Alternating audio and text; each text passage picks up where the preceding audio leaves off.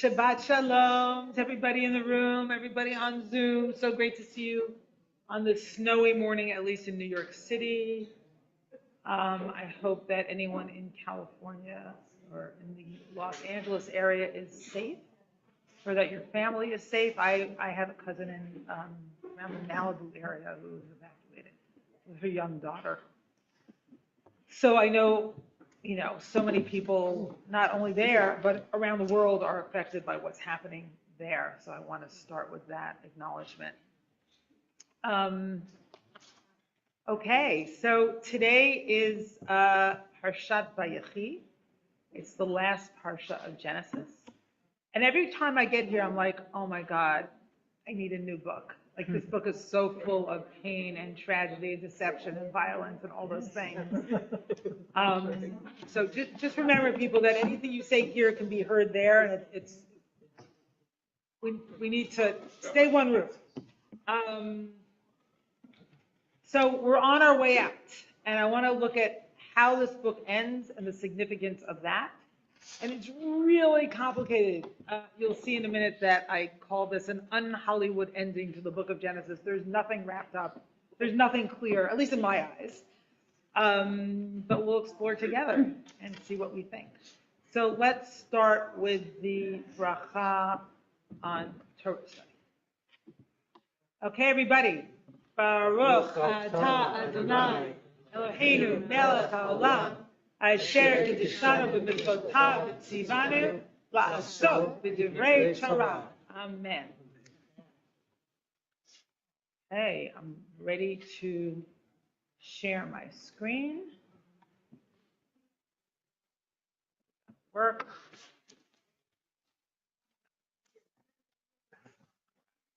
Here it is. Okay. Looks like it's showing up. Yes? Yes. Okay, how are the people on Zoom? How's the audio? Great, excellent. Okay, so here's a complicated scene. Could we close that door, please? Thank you. One of Jacob's deathbed scenes, of which there are several. And in this one, Jacob blesses specifically Joseph and his two sons. So we're going to dive into that one. And then also look at the very end of the book in chapter 50. So Vayhi acharei advarim ha'ele v'yomer leYosef. So sometime afterwards, Joseph was told, Hinei avicha choleh. Behold, your father is sick. Vayikach et shnei vanav. Then he took his two sons, imo, with him, et Menashe ve'et Ephraim. He took his two sons with him, Menashe and Ephraim. Vayaged liYaakov v'yomer. And it was said to Yaakov, saying, and it doesn't say who said, but someone said, Hinei bincha Yosef ba'alecha. Here, your son Joseph has come to you. Vayitchazek Yisrael vayashev al hamita. And Jacob strengthened himself and sat up on the bed, right? So you can imagine an elderly, weak person, and understanding that this moment is significant, and, so to speak, standing up for it, even though he's just sitting up for it. Vayomer Yaakov el Yosef. And Yaakov said to Joseph, Jacob said to Joseph, El Shaddai nir Eli. So God appeared to me, but the specific name of God here is El Shaddai. And El Shaddai is often connected to moments of fertility or promises that the Israelites will be many, right? The Hebrews will multiply in the future. Near Eli, Beluz, Be'eretz Canaan, V'yivarechoti. So El Shaddai, who appeared to me at Luz in the land of Canaan, blessed me and said to me, Vayomer Eli, Hineni mafrecha v'hirbiticha unataticha l'chal amim. I will make you fertile and numerous, making of you a community of peoples. V'natati ta'aret hazot l'za'acha acharecha achuzat olam. And I will assign this land to your offspring to come for an everlasting possession. So let's just imagine the scene for a minute. It's Jacob's sick, and he knows there are important things that he needs to say to his beloved son, Joseph. And we'll see in a minute that he's still playing favorites. And there's something tragic about that, but there's also, we'll see, a tragedy with a difference. It's sort of consistent with the patterns of this entire book. But, he needs to pass on this sense of destiny and this promise, right? And indeed, he tells him that I met with God, right? And God's going to multiply us. Like, there is a future for us. It's an achuzat olam, an everlasting possession. Or at least this land is an everlasting possession. And I guess the irony of that is that Jews have inhabited that land very much on and off, right, throughout history, and even in biblical times. V'ata shnei banecha hanoladim lecha be'eretz Mitzrayim ad bo'i elecha Mitzrayima lihem. So this is weird. Now your two sons who were born to you in the land of Egypt before I came to you in Egypt shall be mine. What? What's going on here? Ephraim u'Menashe kiReuven v'Shimon yuli. So Ephraim and Menashe will be, it doesn't say no less, it will say as Reuven and Shimon. So Reuven and Shimon are who? Two oldest. The two oldest ones. And what's the history with Reuven and Shimon? Not good.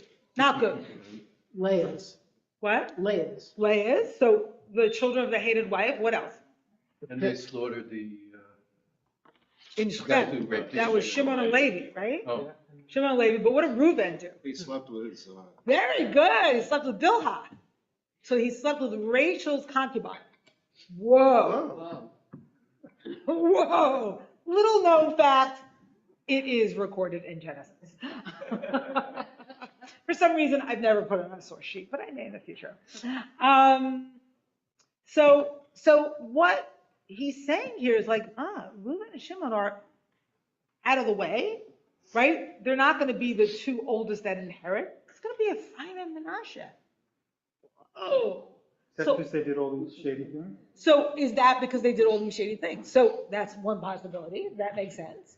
Another possibility is, again, he's still playing favorites, and it's the pattern of the book of elevating the younger, in this case, the children of the younger, right, above the elders, right, and that of the beloved wife, at least in this case, over that of the hated wife.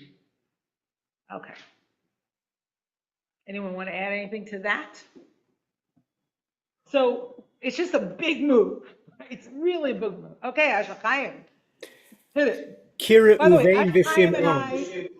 let me just say one thing. Asher Chaim and I met for the first time in person after all these years. Wow. We had lunch on Thursday. Whoa. What? And you're still talking. And we're still talking. It's amazing. Kira I Uvein recognize him V'Shimon. immediately. So he's real. He's real. He's absolutely real. He's off the screen to real life Upper West Side. All right, what do you want to say, Asher Chaim? Kira Uvein V'Shimon could probably be interpreted at least 70 ways, but it seems that it is not an explicit displacement of Reuven and Shimon. They're not being cast out into the wilderness and disinherited, but rather these grandchildren will usurp their primacy as they stand alongside the other tribes. So yes, there is there's some improvement here that the other children are not being banished to make room for the chosen one.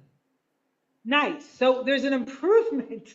So it's a difference with a subtlety here, right? So they're not totally being cast out. They'll still have tribes in their names, right? There'll be tribes. But Ephraim and Menashe will be set over them. So it's not like they're being sent into the wilderness like Ishmael was.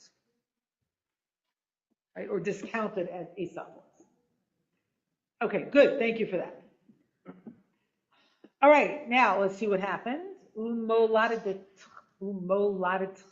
asher holadetcha acharehem l'cha yuyu. The progeny born to you after them shall be yours. In other words, those two kids, Ephraim and Manasseh, will be as if they were Jacob's. They'll be their own tribes. But other kids, they'll be your regular kids. Glad you think that's funny. Al Shem Achehem Yikra'u Nachalatam. They shall be recorded instead under the name of their brothers in their inheritance. Va'ani, v'vo'i mi padan meta alai Rachel. And as for me, when I came from Padan, Rachel died, Eretz Canaan, in Eretz Canaan, the land of Canaan, but Derech, on the way, right? The Od Kivrat Eretz Lavo Efrat. When I was returning from Padan, the Ekbara Sham B'derech Efrat Hi Beit Lechem. While I was journeying in the land of Canaan, while still some distance short of Ephrat, and I buried her there on the road to Ephrat, now Bet Lechem. So I'm just trying to see, it says, to my sorrow. Where's to my sorrow in the Hebrew? I don't see it. It's not there. It's not there. Translator, to too much liberty. Nah, there's no to my sorrow. We know he was heartbroken, but there's no to my sorrow. Okay, so now, after this whole speech, this is really bizarre. Israel sees the sons of Joseph and says, who are these? Whoa. Vayomer Yosef el aviv b'nihem, and Yosef says, they are my children. They are my sons. Asher natan li Elohim bazeh, that God has given me here, like here while I was in Egypt. Vayomer, and he said to him, kachem na elai v'avarchem. Take them to me and I will bless. So we'll see that mi elah has resonance with Jacob standing before his father Isaac, and Isaac saying, and who are you, my son? And who are you, my son? I'm Esau. Who are you, my son? I'm Esau. Right? Lying again and again. So that question, who are you, is still alive. Okay. So now we're going to get really into this repetition. That was kind of our preamble. The Einei Yisrael kavdu mizoken lo yuchal lerot. And the eyes of Israel were heavy with age. He could not see. Vayagesh otam elav. And Joseph took them close to Jacob, took the kids close to Jacob. But that approach word is also in the scene between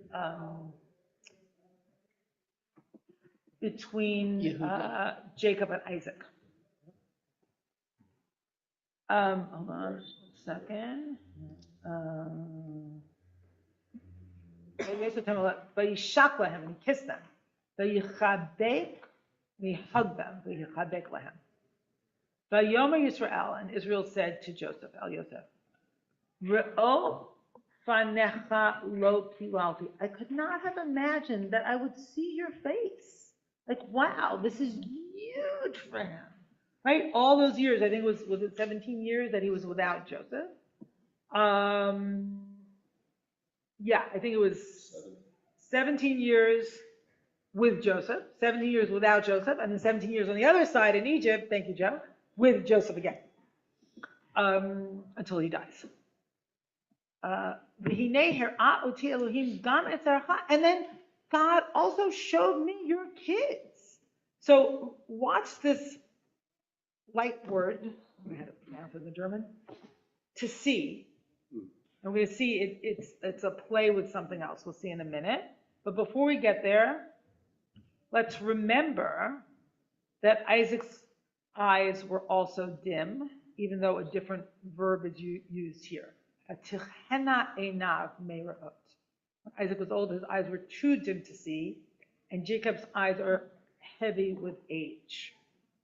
And I don't know how to make sense of the difference in those two. I mean, one thing that occurred to me is that heavy with age, David is also the same root that's used in respect, kavod. So perhaps Jacob's eyes being heavy with age connotes some wisdom and ability to see at the same time. I have no idea. Just one association.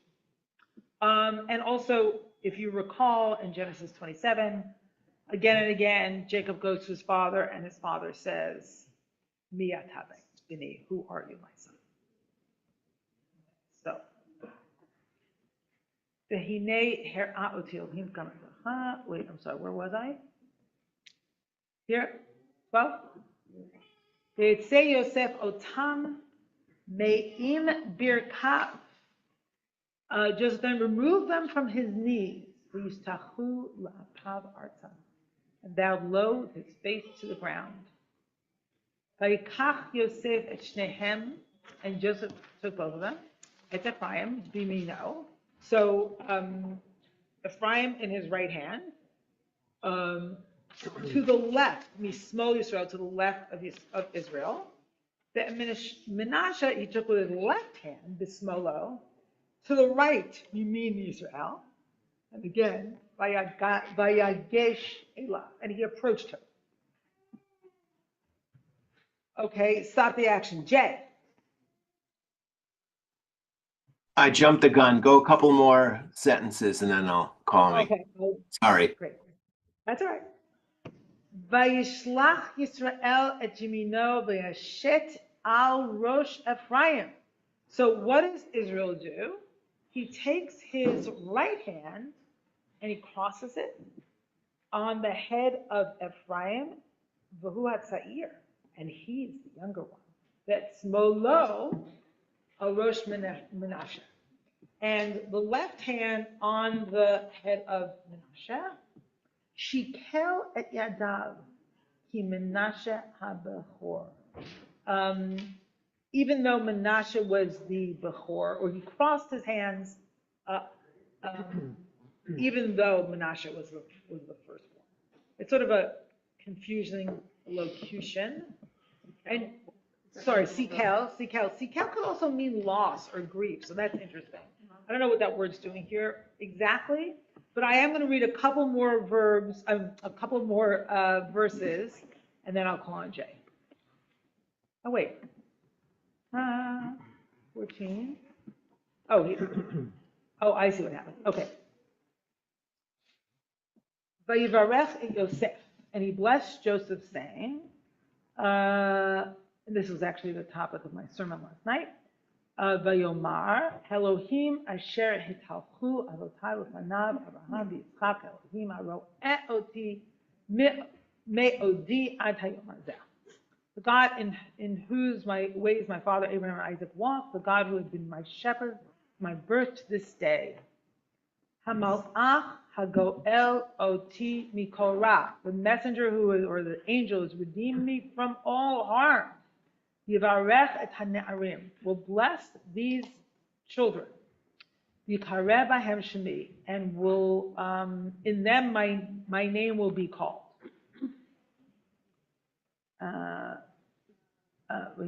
V'shem avotai, and the names of my fathers, Abraham and Yitzchak, v'yidgu laro, and may they be teeming multitudes. And v'yidgu, teeming is a word that has in its root fish. It'll be like fish, teeming multitudes. B'kerev haaretz, in the midst of the earth. Okay, so now let's just see what happens when Joseph understands what's going on. And then I'll call on people. Vayar Yosef, and one thing, I'll tell you in a second. See, Vayitzchak ha'olim haro'eh oti me'odi, and remember before, so this is, God has served me as a shepherd, right, has shepherded me, so that's an interesting image. But also here, V'hinei her'a oti Elohim. So God has let me see you and your children as well. So there might be a play there, because even though they're not the same verbs, They sound the same. Okay. So now let's see what Joseph's reaction is. Vayar Yosef ki yashit aviv yad yamino. When Joseph saw that his father was placing his right hand on Ephraim's hand, on Rosh Ephraim, vayera be'einav, and he thought it was bad, right? It was bad in his eyes. Vayitmoch yad aviv lahasir otah. And he took hold of his father's hand to move it. Me'al Rosh Ephraim, from the head of Ephraim, al Rosh Menashe, to the head of Menashe. Like, what are you doing? Like, this is the older and this is the younger, and you're getting them all screwed up. Don't do that. Vayomer Yosef el Aviv, lo ken Aviv. And Yosef says to his father, no, my father, not this way. Ki zeh habachor, because this one's the elder. Simi mincha al rosho. Put your right hand on his head. Now look what happens with Jacob. Yima'en Aviv, and his father refused. Vayomer Yadati b'ni Yadati. I know, my son, I know. Gam hu yiyeh la'am, v'gam hu yigdal. He'll also be for a great nation, and he'll also grow up or become great.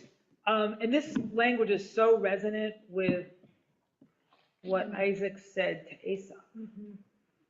V'ulam achiv hakaton yigdal mimenu. But his younger brother will become greater than him. V'zar'o yeh melo hagoyim, and his seed will be, will fill up nations. So he knows exactly what he's doing.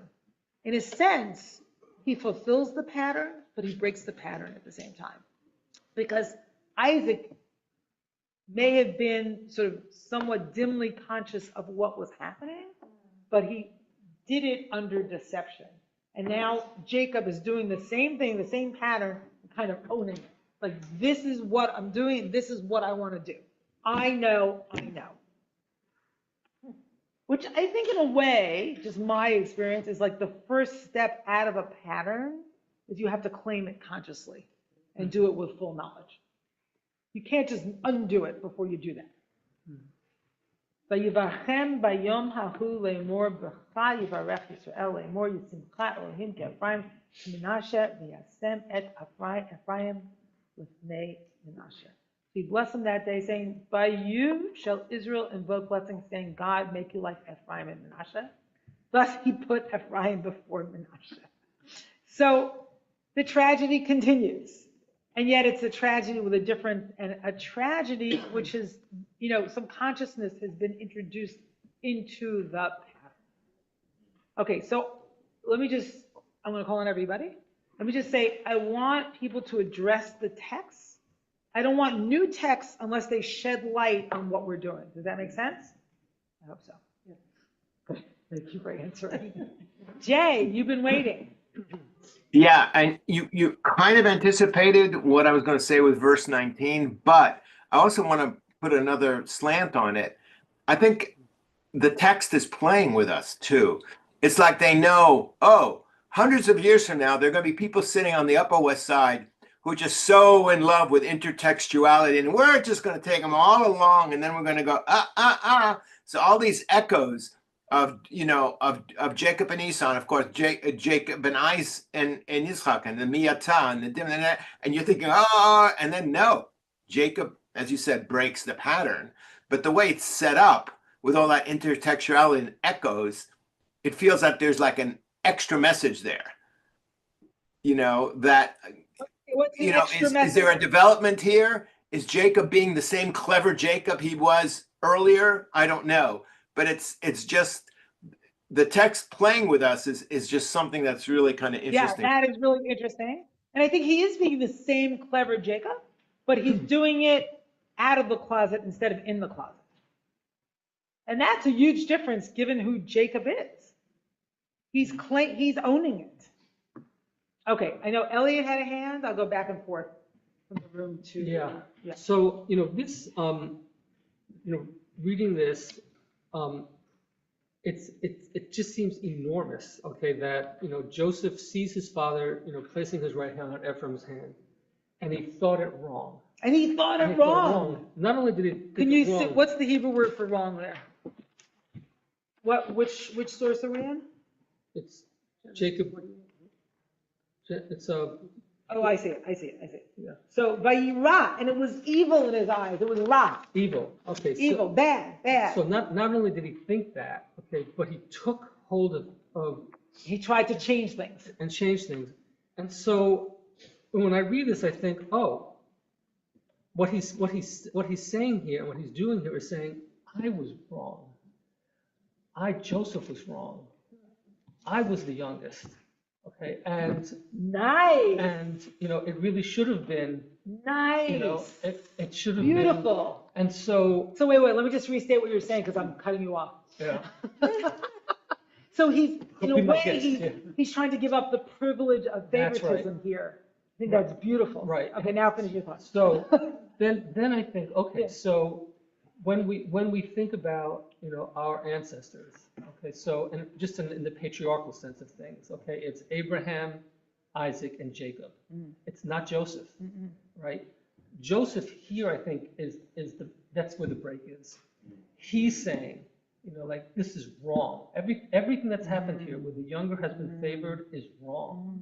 Okay, and so he's not one of our, Not only is it wrong, but it's Evil. led to the disaster of his Right. own life. right. So that, to me, that's the hopeful side. That's amazing. Yeah. That's really powerful. Okay, I'm going to go back and forth between Zoom and the room. I see a lot of hands. So I'm going to ask people to be concise. Okay, Beth, you had your hand up for a while. Beth Brown. Shabbat Shalom. Shabbat Shalom. One thing that I find so interesting about the crossing of the hands is that when we cross the midline of the body, it has one of the effects of doing that is it recruits the two hemispheres of the brain to work together, because it's like you're doing the opposite. Anyway, I don't want to go into all the anatomy of it, but it makes the two hemispheres work together. And so I got such a kick out of your subtitle that this is bringing consciousness, because when you cross the midline of the body with your limbs, you're recruiting both hemispheres and you have more brain power behind you. So it's something it's like for students to do before a test. It's something I do before I daven. Oh And my God, I wish I had known all these years. This is incredible. it's just all the time. yeah, exactly. Do that before you daven. You'll be amazed at the change. But anyway, but also it's a double cross. And early in his life, he and his mom double crossed his dad. And now we've got this other double cross, but this double cross is righteous. And it's just so fascinating. And it makes He's me a double crosser, not only a heel. Whoa, Yeah, good yeah. stuff. Beth. Yeah, and it just makes me wonder what our ancestors knew about what was going on up here, that if they Oh, understood they knew. that, if they knew that, They Anyway. might have sensed it without knowing it. yeah, right. Okay, I'm Hey, going to go Bertie. on. Brilliant, thank you. David, Hertz. Yes, I'm gonna take a different tack than my friend across the way. Okay, make sure you're near the speaker. You're going to take a different, you're going to, Well, I from mean, your friend across the way. and I'm gonna take a little umbrage with your un-Hollywood ending for the book of Genesis. I think it's a perfect ending. We didn't get to the end yet. I know, but I'm just reading what you wrote there. But I know, but we didn't get to the end yet, but go ahead. what How is it a perfect Hollywood ending? one of the major things that the Torah has done Yeah. is undone what has been the norm between the two great civilizations, Mesopotamia and Egypt, where the leaders thought they were divine, and their children, especially the firstborn, they took over from there. And that's the way the order was. And what's so beautiful about Torah is that it goes totally against that. In other words, sometimes the youngest can be. It's the beginning of a whole meritocracy. The two prophets in this story, who dreamer, Jacob and Joseph, are upending what has been throughout the entire ancient Near East. Primogeniture. Yeah, Uh-huh. I mean it's kind of amazing. It is So, amazing. So and- the and- book of Genesis turns, in a sense, the ancient Near East on its head, Mhm. and the power structures of the ancient Near East on its head. Yes, And So, it's a, but it's the yes. opposite, but actually, I don't think it necessarily conflicts with what Elliot said. Because favoritism, this is true, and yet favoritism has disastrous consequences throughout the book. Yes, So I think they're both true. interesting. Interesting. Yeah. Okay, back, you good? I am You want- good. I would argue, but I don't want to, You're gonna argue? I don't want to do that. Well, wait, I want to hear one more thing. Why is it not why is the perfect Hollywood ending? Because it's a perfect prequel to what's to come. I mean, this is all, it's the 5 books of Moses. Moses is I in see, it. I And here see. we have the setup I see. to this, I to see. what's, so here are the people and here's the situation. I see, but you need And the sequel.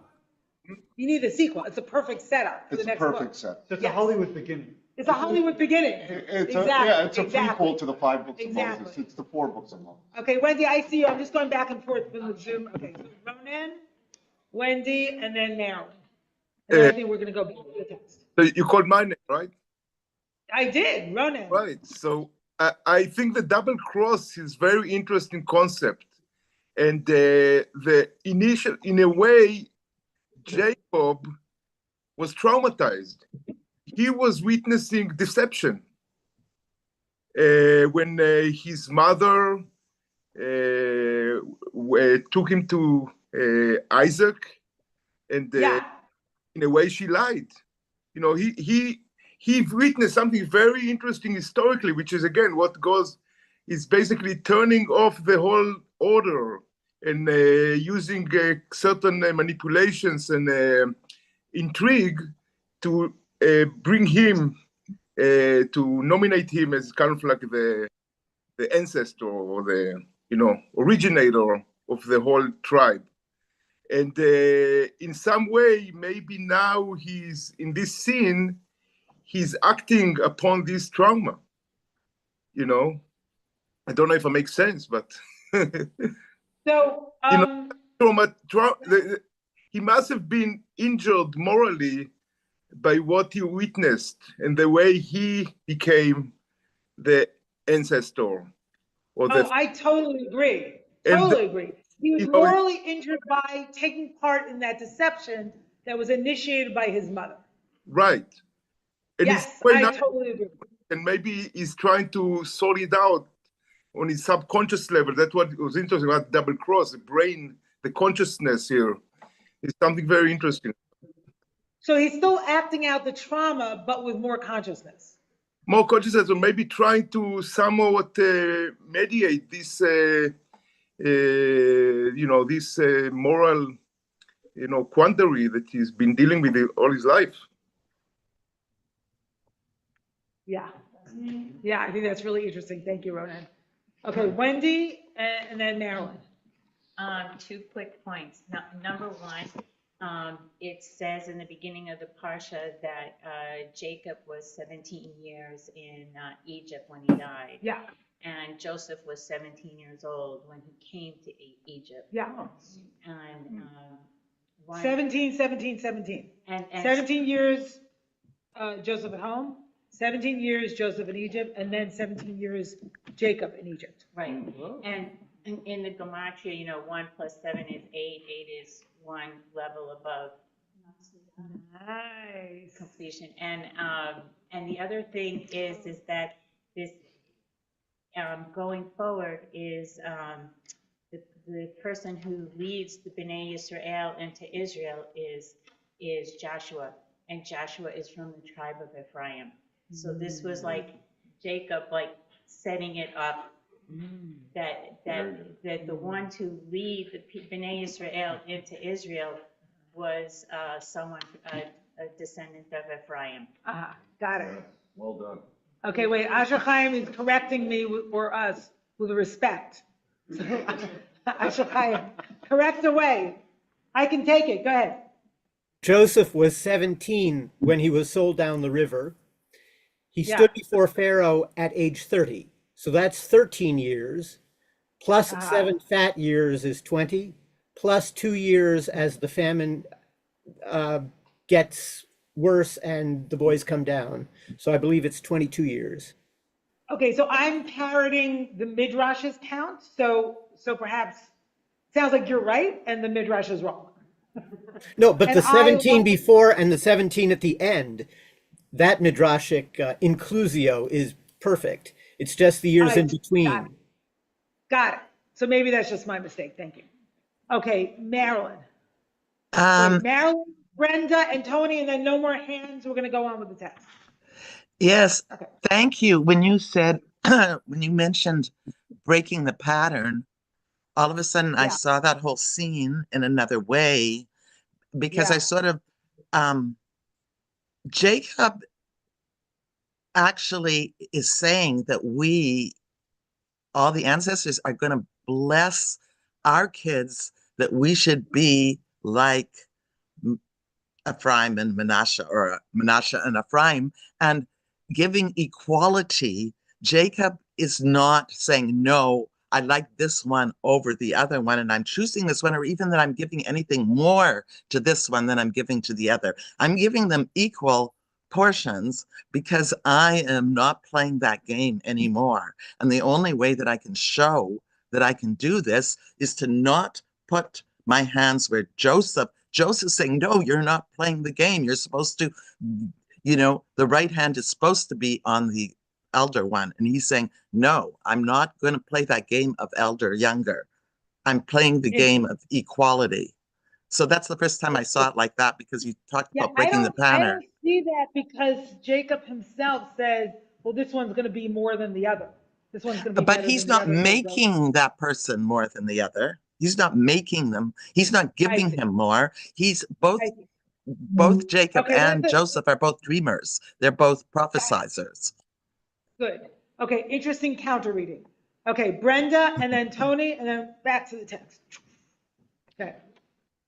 So I don't know, but to me, the whole Torah, and later on, even in the Tanakh, the younger one seems to always come out as the ruler. And to me, even I don't even know if Abraham was the oldest one. He might have been a younger also, but we go from that to Isaac and Ishmael, and Isaac comes out the younger one is, so it keeps going on throughout. So to me, the message is, don't make any assumptions about life. It's upside down. It's not what you think it is. It's, there these patterns that you think you should follow. No. Beautiful, beautiful, Brenda. So whatever it is you have planned, and even whatever it is, however it is you understand life to be, it's bigger than that, and it's overturned, and it's upside down. Great, thank you. Okay, Tony. First of all, as you and I have discussed, Yeah, you might want to come closer to a speaker. Joseph, regarding Joseph, he was just 17, if you know what I mean, as we discussed. If you know what I mean. Yeah. So that's one thing. The second thing regarding the bigness of all of this is He was then just 17, but now he's older. Should know better, right? Maybe he's eternally 17. Maybe he is. You know what he reminds me of? That eternus. movie, 17 going on 30. no, Dylan's movie. What is it? A Great Unknown? Complete unknown. A Complete Unknown. That's Joseph.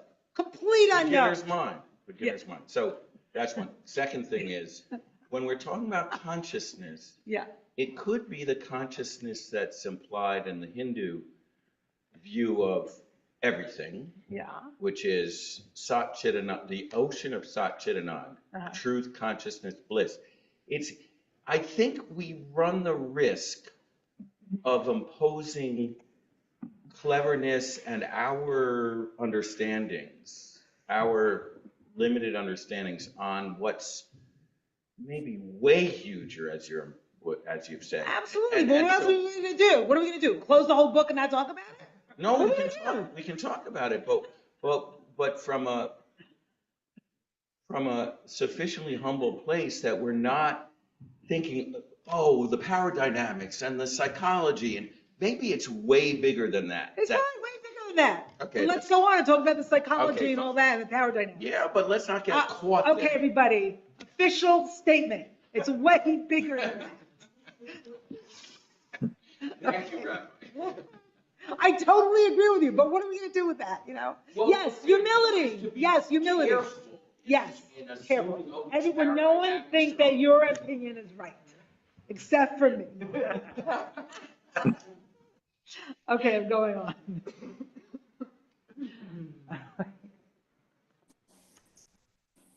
Okay, let's see what happens. Okay. Oh, this is interesting. Okay, so Vayomer Yisrael El Yosef. We are now in number 7. Hine Anochi met. Israel says to Joseph, I'm about to die. I'm dying. Vaya Elohim imachem veheshiv etchem el eretz avotechem. But God will be with you and bring you back to the land of your ancestors. Va'ani natati lecha shchem achad al achecha. Now I have given you one extra portion on your brothers. But what's interesting is that this weird word Shechem says uncertain, others mountain slope, right? Harkens back possibly to what happened in Shechem when his 2 sons, Simeon and Levi, massacred the men of a whole town in response to the rape of their sister. So, and he was furious. He was furious about that. What he wasn't furious about was the rape of Dinah, which I'm furious about. But so that's interesting that word is kind of dropped in here. But it's like, I'm giving you more than your brothers. That's still happening here. Asher lakachti miyad ha'emori b'charbi u'bikashti, which I wrested from the Amorites with my sword and bow. Okay, let's close out this scene, and now we're going to a new scene, which is in the last chapter of Genesis, and it's Genesis 50, and Jacob has died. What we're skipping are all the specific blessings to the brothers, which are very dense and poetic and interesting and really a very old text, right? But what I want to look at is what happens at the end of the book between Joseph and his brothers. And I think it's impossible to make sense of, as Tony says, but we're going to try to make sense of it. And you'll see, I make sense of it in opposite directions. Okay. All right, so Asher Chaim, do you feel like reading? Sure. Yeah. ויעשו בניו לו כן כאשר ציוום. His sons performed for him thus as he had commanded them. Vayis'u oto banav arsa Canaan. His sons lifted him up and carried him towards the land of Canaan. Vayikberu oto bim'arat sdei ha'machpelah. And they buried him in the cave of the field of Machpelah. Asher qana Avraham et hasadeh la'achuzat kever me'et Ephron ha'hiti al pnei Mamre. The field which Avraham had acquired as a burial possession from Ephron the Hittite, and it sits facing Mamre. Vayashov Yosef Misraima. Yosef returned towards Egypt. Hu ve'ahav, he and his brothers. V'chol ha'olim ito l'kboret aviv, and all who had gone up with him to bury his father. Acharei kavro et aviv, after having buried his father. Vayir'u ahei Yosef ki met avihem. The brothers of Yosef saw that their father had died. Vayomru, and they said, Lu yistamenu Yosef, v'hashev yashiv lanu, et kol hara'ah asher gamalnu oto. What if Yosef has enmity towards us and pays back against us all of the evil that we caused for him? Thank you. So look at this word, satam, which occurs several times in these passages. And it means to hate, oppose oneself to, bear a grudge, retain animosity against, cherish animosity against, which is interesting. But also notice that as soon as Jacob dies, they feel endangered. right? They feel subject to Joseph's power and they don't trust him. And for all that, they don't trust him. For all the crying and the revelation and the, giving them a home in Goshen and saving their lives with food, they still don't trust him. Amazing. Okay, so let's see what happens. So first, Rashi. So Rashi wants to explain, what does Jacob's death have to do with their fear? Vayir'u et achai Yosef ki met avihem. And when Joseph's brothers saw that their father was dead. Mahu vayir'u. What did they see? Hikiru b'mitato etzel Yosef. Shahayu regilim lis'od al shulchano shel Yosef. V'haya mitkarvan b'shvil kvod avayiv. U'mishamet Yaakov lo karvan. So they used to eat at Joseph's table, but when Jacob died, he didn't include them at his table anymore. Okay, so they make it very concrete. So that's one reading. Okay, here's Aviva Zornberg. Juliet, will you read it? Number 11.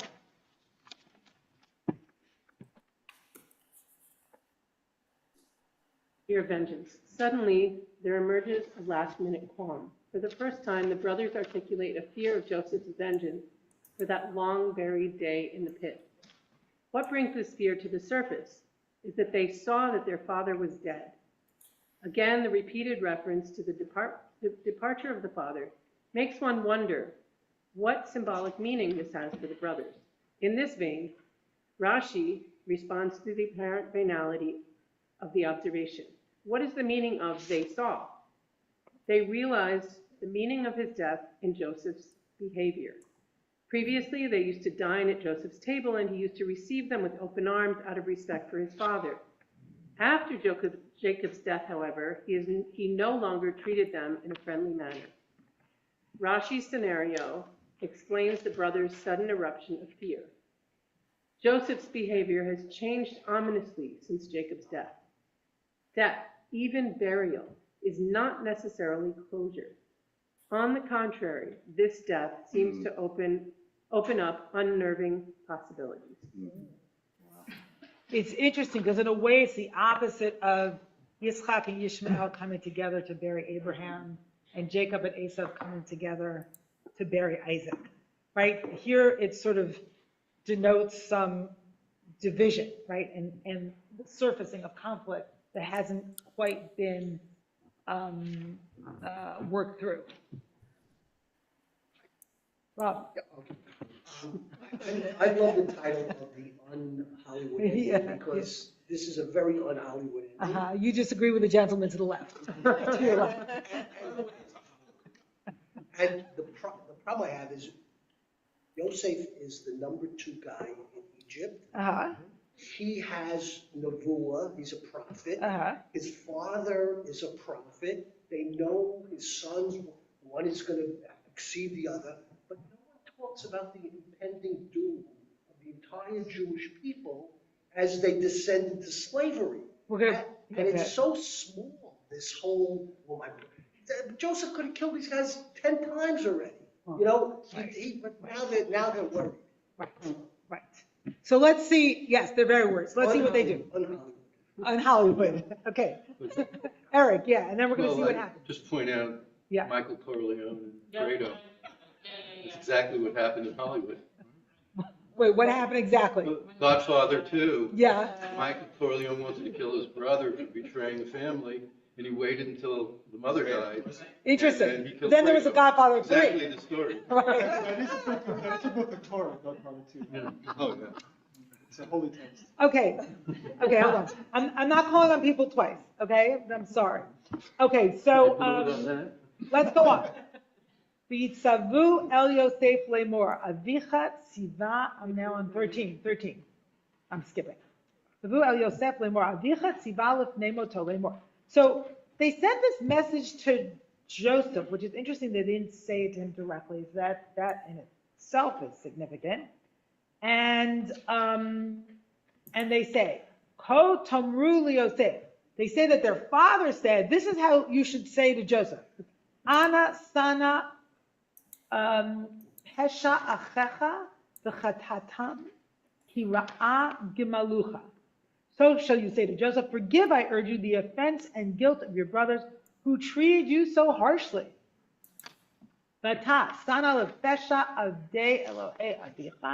Therefore, please forgive the offense of the servants of the God of your father's house. And Joseph was in tears as they spoke. So a few things here. Note that the word Avdei Elohei Avicha. So they are the servants of your father's God. But you'll see, that word servant is like all over the text. It feels like it's preparing us for the next book where the Israelites are actually slaves because it's the same verb. That's number one. Number two, if you remember in Genesis 37, the brothers couldn't talk to Joseph at all, right? Lishalom, it says lishalom. They couldn't talk to him peaceably. But here, they can talk to him, but it's from a distance and through a messenger, and it's like there's still problems with communication. It's kind of heartbreaking that all these chapters later, they still can't talk to each other. And his brothers went to him themselves. Here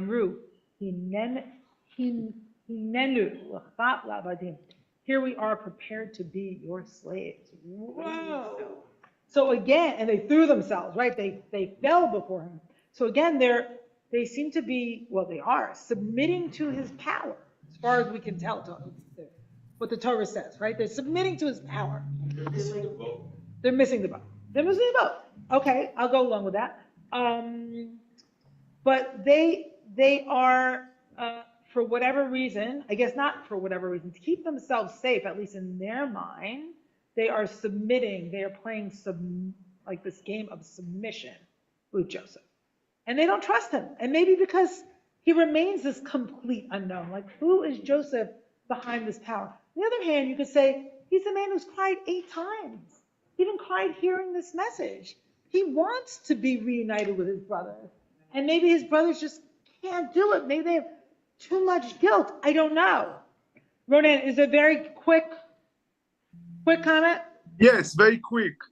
I think part of the importance of this type of dynamics is the injury that happened to the Jewish people because of Joseph's sale by his brother. There is whole, in the Kabbalah and in the kind of a mystery element of Judaism, this whole element of explaining the tragedy of the Jewish people, for example, the destruction of the temple by the original sin of Joseph's sale by his brother.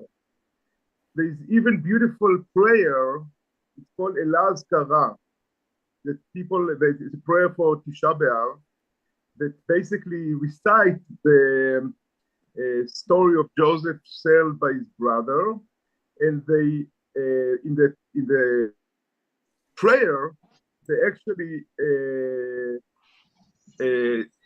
creating a scene that after Hugei Malchut, the rabbis that were murdered before the destruction of the temple, after Hugei Malchut died because of Joseph's sales by his brother. So it's kind of like original scene that reverberates in the history. Yeah, it's a tragedy that resonates throughout Jewish history. Thank you. Never really got resolved. Okay, thank you. I'm going to go on. If you want to hear a beautiful prayer, read this prayer, Elaz Kara, which is the most beautiful poetry I ever read. Yeah, thank you, Ronan. Okay, so let's see how Joseph responds. Vayomer Alehem Yosef, we're in 15. Al tira'u, don't be afraid. Ki hatachat Elohim ani? Don't be afraid, because am I instead of God? They're treating me like I'm God. Why are they doing that? V'ata chashavtem alai ra'ah, and you planned against me bad, right? Evil. Elohim chashavat l'tova, but God made it into something different. Tony, here's the bigger understanding of what happened, right? So the brothers planned against him evil, but Joseph's like, no, it turned into good. You don't understand. I saved all these lives. Lama'an asa kayom hazel lahachayot am rav. Right? It's to bring about the present result, the survival or the saving all these lives, right? Multiplicity of lives.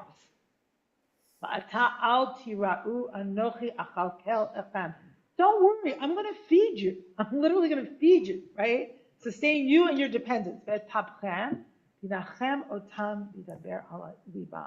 Thus he reassured them, speaking kindly to them. Someone's phone is going off. I would appreciate you shutting it off. So this V'yedaber el libam is really interesting. Who's the other person that spoke on somebody's heart or to somebody's heart in this way? So this phrase is lifted from the way it was the prince of Shechem who raped Dinah, spoke to her heart after he raped her. So it raises big questions for me, certainly, about Joseph's trustworthiness. Is he still manipulating them? Right? I don't know. That's why I think of him as a complete unknown. I don't know what's going on with Joseph here. What? Yeah, Joseph is a complete unknown from the beginning. Right? He's kind of just a chameleon. And what do you want to say, Joe? Come on, your name's Joe. Go ahead. Yeah, I know you have a thought. What do you want to say? I'm just going to maybe give a little more color. Yeah, give more color. There's a possibility here. Yeah. Yes, pass the speaker to Joe. That the reason why, going back to that Rashi, that they no longer came to his table and were eating with him, is because if you look at, hold on, someone's phone is going off. Can you please? Sorry, I'm trying to figure out. Okay, thank you, Joe. Okay, go ahead. This is a little out there, but. Yeah, go ahead, out there. Yaakov gave the blessing to Yehuda that he's now the king. Yes. So therefore, and Joseph is still the king at the same time. Yeah. So the brothers were not giving each other the benefit of the doubt. They were not speaking and communicating because there's also a law halacha that ein mezalzel b'melech, and the melech, the king is Joseph. But yet the father, Jacob, says that now your king is Yehuda. So they can't eat together at the same table because two kings, who's going to lead? But instead, Yosef was quiet here, and the brothers feel that they were not invited because they think he's hating them. But that's not true. He didn't know what to do. So Joseph has destiny in mind. Yes. And the brothers are taking it personally. Right, because the father already said that the Yehuda is now going to be the king. So now what do you do in this situation? Yeah. So the Ishbitzer says, well, they're both at fault. Because they should have been communicating. And that's where you come up with this dumbest obstacles, which means give everybody the benefit of the doubt. Nice. They should have communicated. And therefore none of this would have transpired.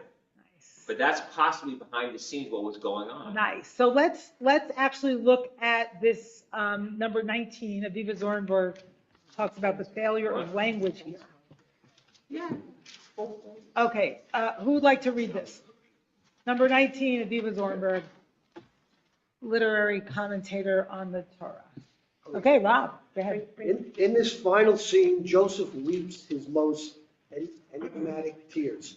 He wept Can people online hear Rob? Okay? People hear? Yes. The Dabram Elav, at their speaking to him. Perhaps he weeps at the distance of suspicion that still divides him from his brothers. Sure of his good intentions, he weeps at their fear. Or perhaps he weeps at the manner of their addressing him. For actually, they are not speaking to him, they communicate through a messenger, who reports a fabricated message containing deathbed instructions in their father's name and words to ask Joseph for forgiveness. If one were to write the verse, the core of the message, the confession and plea for forgiveness would be hedged about with a forest of quotation marks. In other words, the brothers plead to indirect and equivocal to the point of absurdity. This is the only way it seems that they can speak to him. Joseph weeps then at the failure of language to maintain itself in the family after Jacob's death. This is actually consistent with what Joe's saying, right? There's a failure of communication and understanding. And, you never know. We often take things personally without understanding a bigger picture. Like we're wounded all the time. Maybe I'm just like talking about myself. I'm wounded all the time. It's part of the wheel. We all are.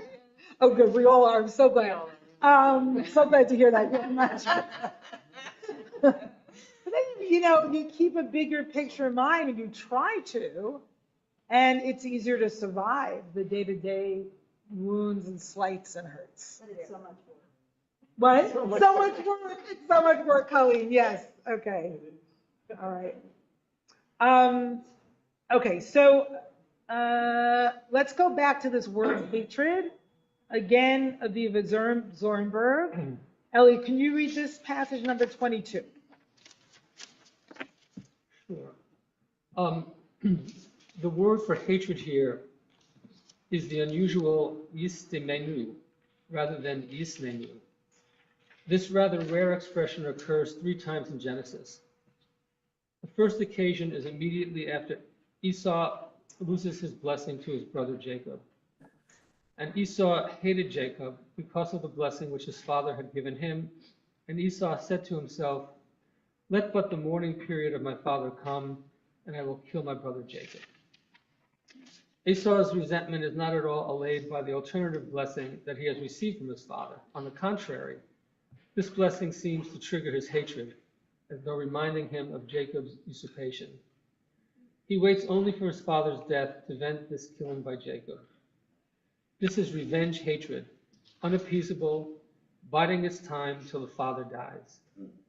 The second time this hatred appears is in Jacob's blessing of Joseph. The archers hated him. This refers to the brothers' hatred of Joseph and uses the metaphor of archery for their malicious language. From these 3 uses of sitma in Genesis, a particular genre of hatred emerges: sibling hatred, repressed in the father's lifetime, biding its time for the fratricidal moment. The brothers clearly assume that Joseph has been nursing his hatred against the day he will be free to express it. This is the dreaded implication of Jacob's death. Midrash Tanhuma, in fact, translates the term to refer to the repressed malice in Joseph's heart, and it requires nothing more sinister than a cooling in Joseph's behavior to stir up his brother's worst apprehensions. So it does feel like this word is in a way it's sort of sibling rivalry concentrate, representing the tragedy of Genesis and the reason why we need the sequel, right? The reason why we need the book of Shemot, which is about cooperation between brothers and sisters, and a sister saving her brother's life, and Aaron supporting Moshe, and Miriam speaking across enemy lines, right? It's a whole different way of relating to other people, which feels really much closer to what Tony was talking about, like understanding, the bigness of the universe and what our purpose here on earth is, that it's not about being the favorite, even though being a favorite is quite a motivator in our world and our society from ancient times to now. Like, who doesn't want to be the favorite? Who doesn't want to get kudos? Who doesn't want to be named for being the best? Who doesn't want an award? Who doesn't want that? Like, that's how we define success in this society, right? So, it's sort of a shifting of, a radical shifting of perspective from Genesis to Exodus in terms of how we relate to each other. And I think it starts with Joseph saving life, even though he does some other nasty things, right? It's like, that's what we're here for. We're here to support and save life and make sure it flourishes. Okay, so I see now I'm going to call on people who haven't spoken, but if there's time to call on people who have spoken, I will. Tomas. Thanks, Dan. I was really taken by your comments about how slavery. Oh, we can't hear. Do I talk into that thing? That one over there. Well, what have I been talking to? I've been talking to that one.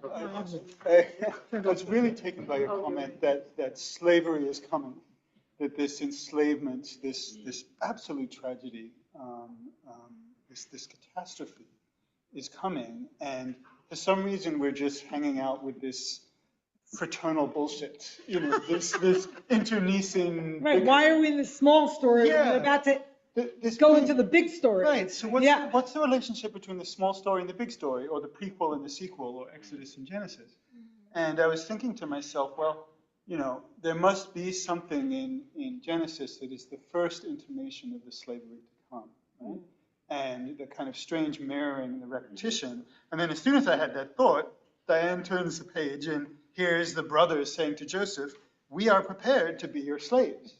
And there's two things about that really strike me. The first is Joseph, in a kind of prequel of Moses, has this ambiguous relationship between the Jewish people and Pharaoh's house, because Joseph is kind of Pharaoh's deputy, right? He has some of that strange kingship that is not really, that's a foreign kingship.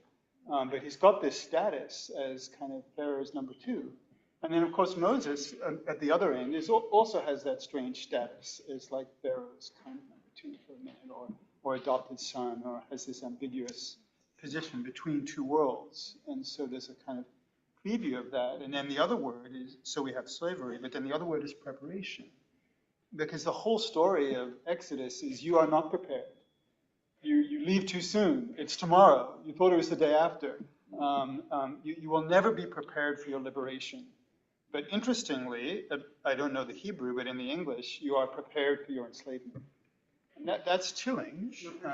Where are you exactly? I'm looking at number 13, and I'm just very much noticing we are prepared to be your slaves. Because so much of Exodus is you are unprepared for your liberation, but it's coming anyway.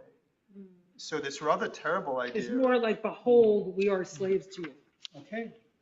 Yeah. Still, like, that's still looking ahead, behold. Yeah, Regard, behold. So anyway, there does seem to be some strange dark mirroring between the beginning of the slavery and the end of the slavery.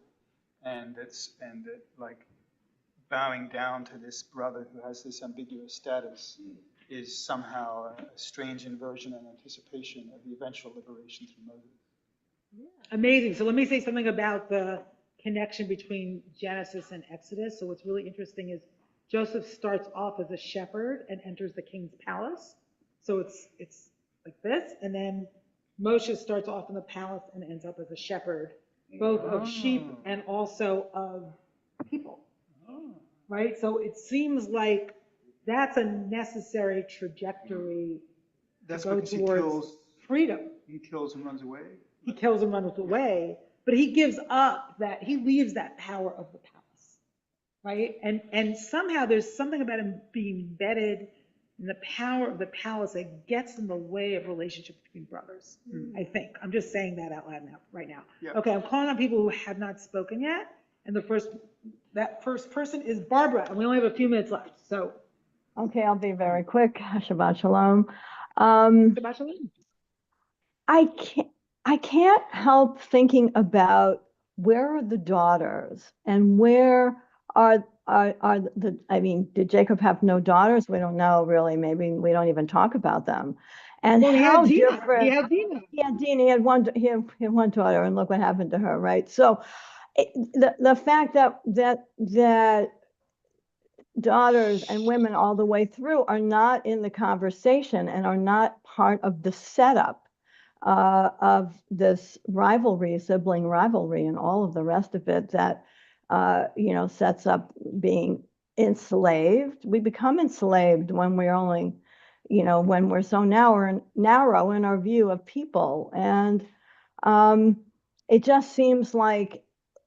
And we study it and we think about it and we keep reinforcing it in everything that we're doing. And yeah, so Barbara, you're completely right. Let me just do a little overview and then I'll go back to you if you want to finish your point. So from Genesis 37 till the end of the book, right, hardly any women are mentioned whatsoever except for Tamar in terms of like real characters, right? and Tamar plays a pivotal role in chapter 38. Chapter 37 is where the Joseph story starts, and women, interestingly enough, leave the scene, right? Chapter 38 is an exception. Tamar is there. And there's a story of Tamar and Judah, which leads the way to the Davidic line, right? The kingship, right? The kingship line, the messianic line. And then the other woman that plays a role is a woman who represents seduction, right? Is Potiphar's wife and Joseph's restraint in the face of that. So there's But an look at the there's position. an absolute, hold on one second. There's an absolute notable absence of women from chapter 37 through the end of the book. And yes, this does seem to be the realm, the province, and the shenanigans of men. Okay, Barbara. And they're also then leaders of all the tribes. So, you know, all the leadership positions, the women are in positions of moving things forward from the back or from until we get to the book of Exodus, when they become pivotal in terms of saving an entire people. The midwives, right? Miriam, Moses' mother, the daughter of Pharaoh. I mean, it's a whole different story. Women are essential to freedom, and it's also a birth story. Okay, Barbara, finish up because we have to finish. No, it's all right. I'll let the other women in the room complete for me.